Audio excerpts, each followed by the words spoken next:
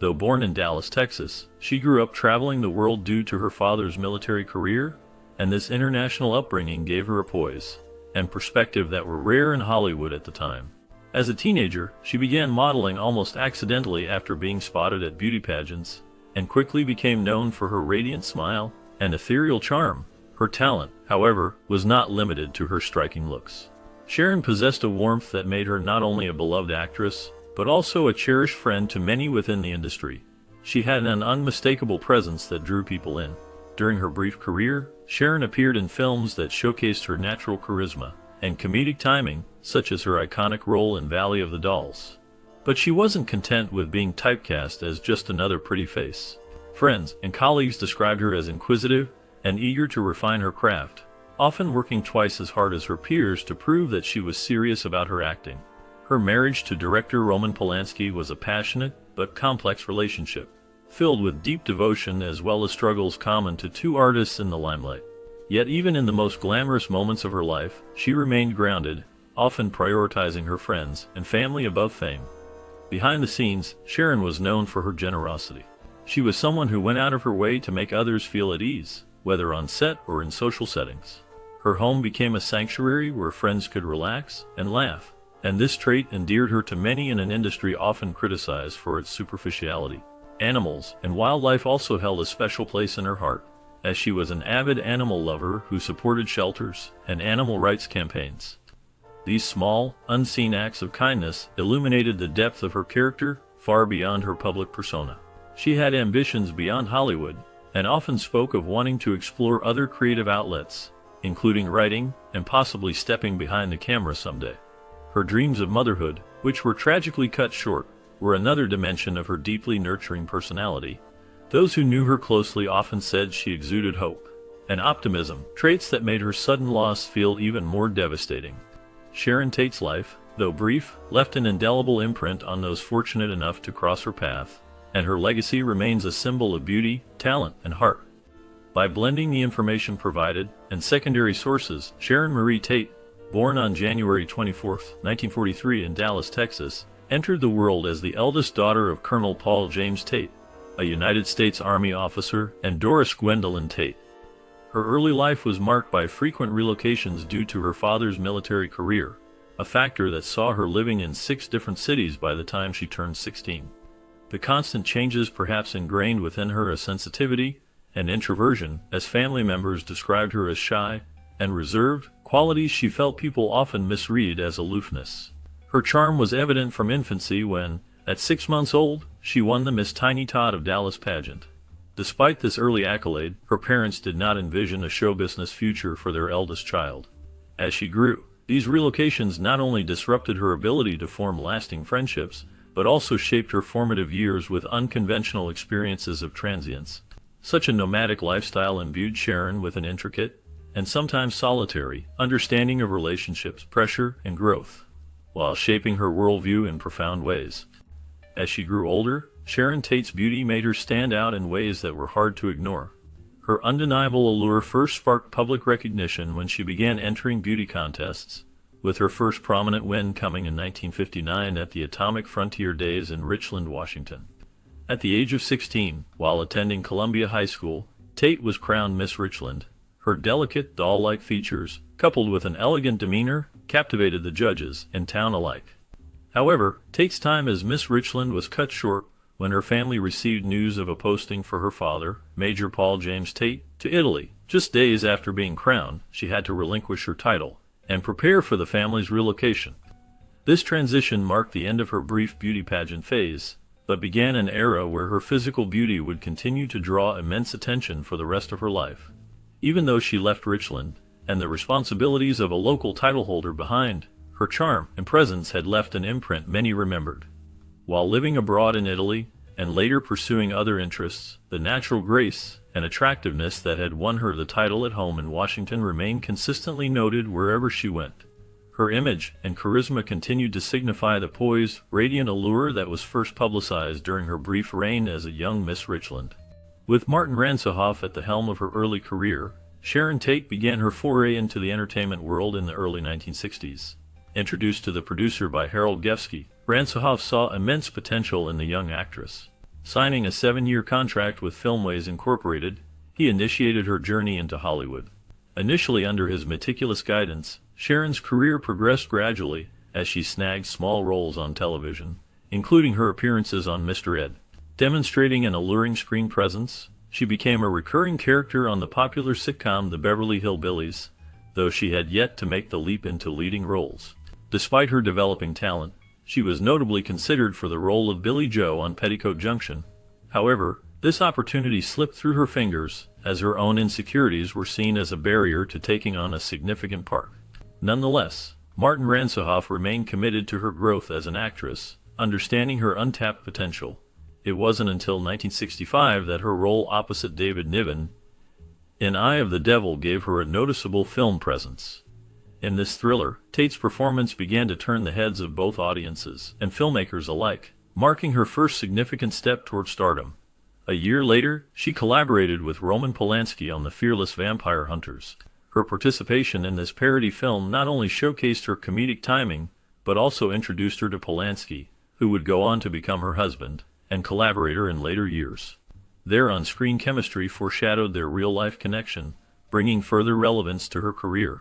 By the late 1960s, her popularity grew, leading her to co-star with Hollywood icon Dean Martin in The Wrecking Crew.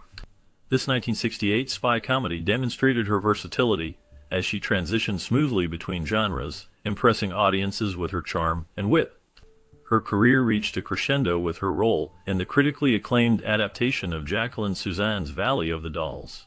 Playing a troubled superstar, Tate earned accolades for her dramatic portrayal, leading to her nomination for a new Star of the Year Golden Globe Award in 1968. This recognition cemented her as a rising star in Hollywood and validated Ransohoff's early bets on her capabilities.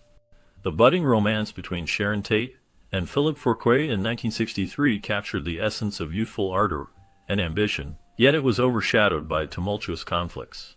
Tate, an emerging Hollywood talent, and Fourquet, a French actor with the charm of an aristocrat, found common ground in their shared passion for acting. Their relationship took a serious turn swiftly as the couple moved in together in New York during a pivotal year for Tate, who was simultaneously honing her acting skills under the tutelage of Lee Strasberg. Fourquet's magnetic personality initially made their bond seem unbreakable, but their coexistence revealed strains tied to both the pressures of their career ambitions and deep-seated differences in temperament. Reports from that time even suggested physical altercations, adding a layer of tragedy to their brief engagement. By 1964, after months of fiery arguments and irreconcilable differences, the couple parted ways. Shortly after this heartbreak, Sharon transitioned to a different chapter in her love life by meeting Jay Sebring. Sebring, an ex-sailor who had reinvented himself as Hollywood's go-to hairstylist for the elite, quickly became enamored with the young actress. His devotion to Tate was clear. He treated her with unwavering attentiveness and was far more invested in the relationship than she could be, given her focus on building a name for herself. Sebring's adoration culminated in a marriage proposal, but Tate, reflecting on the turbulence of her past engagement with Fourquet, declined. She expressed that her priority was her career, a decision that encapsulated her growing understanding of the sacrifices demanded by her line of work. Despite their romantic split, Tate and Sebring remained deeply connected as close friends. Their bond exemplified mutual respect and care, a rarity in the glitz and glamour of Hollywood's volatile relationship scene. Sebring continued to support her emotionally and professionally during her rise in the entertainment industry. While both these relationships symbolized Sharon's journey through early fame and love, they were also indicative of her resilience and growing wisdom about balancing personal desires with professional aspirations. Sharon Tate's relationship with Roman Polanski unfolded during a transformative era of the late 1960s. Their paths intersected when Tate pursued and ultimately secured a role in Polanski's film The Fearless Vampire Killers. This cinematic collaboration catalyzed their initial interactions, a narrative steeped in professional ambition and contrasting emotional undertones. Both openly conceded that their early encounters lacked an immediate romantic spark.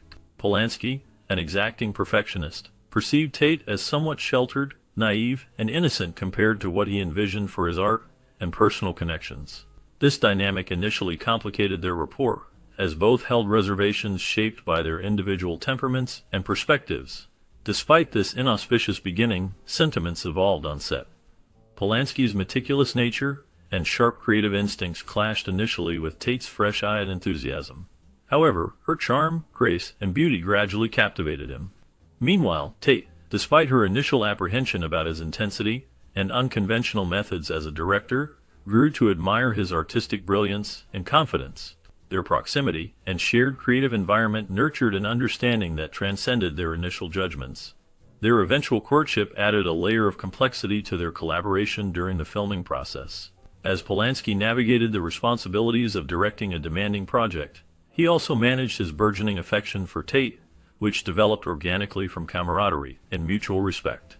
Tate, in turn, found herself drawn to the magnetic intensity that Polanski brought to his craft and life. This synergy between them intensified over time and solidified their bond. By the time the film wrapped up, their relationship had transformed considerably.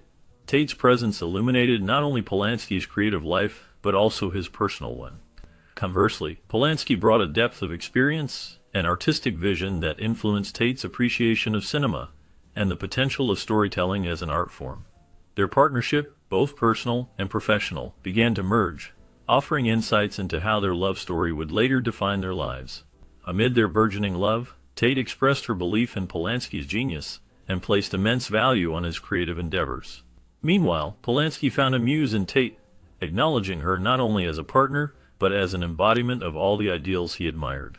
Their relationship became a rich blend of adoration, challenges, and mutual growth, setting the stage for a marriage that, for a time, encapsulated the highs of Hollywood's golden era, while hinting at the shadows that would soon overcast their lives together.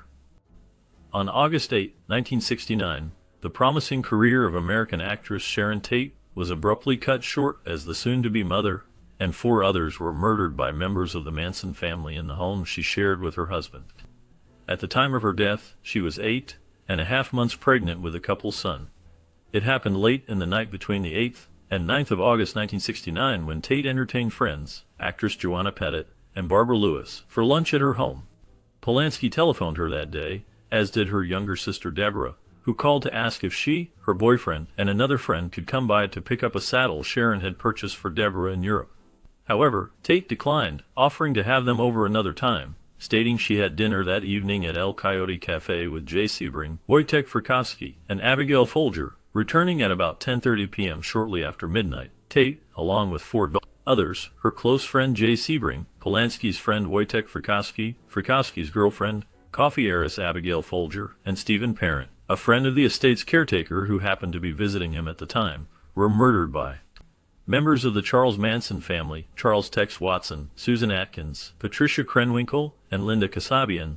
The group, along with Leslie Van Houten, went on to murder Leno and Rosemary LaBianca in their Los Angeles home the following night. In September 1969, members of the Manson family were arrested on unrelated charges, eventually leading authorities to a breakthrough on the Tate case as well.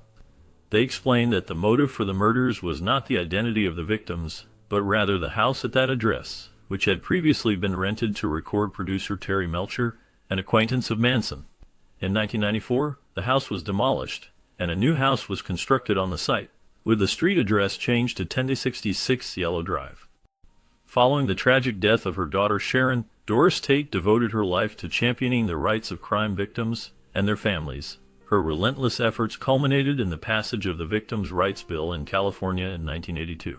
This landmark legislation allowed victims and their families to provide detailed impact statements during key points of the judicial process, including parole hearings.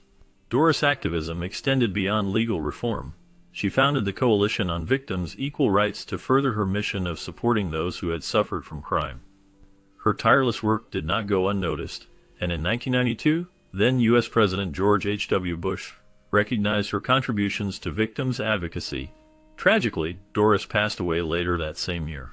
After Doris' death, Sharon's youngest sister, Patty Tate, picked up the mantle and continued the family's fight for justice. Patty co-founded the Doris Tate Crime Victims Bureau, furthering their mother's vision and ensuring that crime victims' rights remained a focal point of legal advocacy. Unfortunately, Patty passed away from cancer in 2000. The legacy of fighting for victims' rights then passed to Deborah Tate, the middle sister, who remains dedicated to this cause. In 2012, a book titled Restless Souls was published, containing excerpts from the unfinished autobiographies of Sharon's father, Mother and Sister Patty. Authored by Elisa Statman, a close friend of Patty, the book offered a glimpse into the struggles and resilience of the Tate family. 2 years later, in 2014, Deborah Tate released Sharon Tate Recollection, a coffee table book celebrating Sharon's life and career.